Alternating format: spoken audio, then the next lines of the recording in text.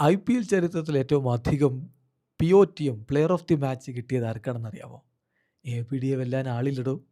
25 player of the match പുരസ്കാരങ്ങളാണ് 184 IPL മത്സരങ്ങളിൽ നിന്ന് അദ്ദേഹത്തിന് കിട്ടിയിട്ടുള്ളത്. അദ്ദേഹത്തെ ഇതുവരെ ആർക്കും മറികടക്കാൻ പറ്റിയിട്ടില്ല. രണ്ടാമതുള്ള ക്രിസ് ഗെയിലിന് 142 മത്സരങ്ങളിൽ നിന്ന് 22 പ്ലെയർ ഓഫ് ദി മാച്ച് പുരസ്കാരങ്ങളാണുള്ളത്. മൂന്നാമത് ഹിറ്റ്മാൻ രോഹിത് ശർമ്മയാണ്. 272 IPL മത്സരങ്ങളിൽ നിന്ന് 21 പ്ലെയർ ഓഫ് ദി മാച്ച് പുരസ്കാരങ്ങൾ. കിങ് കോഹ്ലിയാണ് തൊട്ടു പുറകിലുള്ളത്.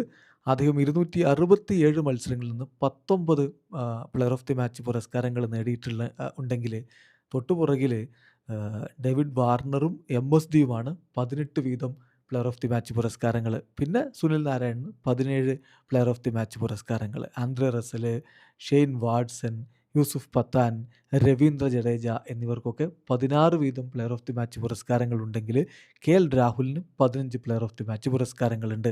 ജോസ് ബട്ട്ലറും കെഴൻ പൊള്ളാർഡും സുരേഷ് റെയ്നയും 14 വീതം പ്ലെയർ ഓഫ് ദി മാച്ച് പുരസ്കാരങ്ങൾ നേടിയവരാണ്.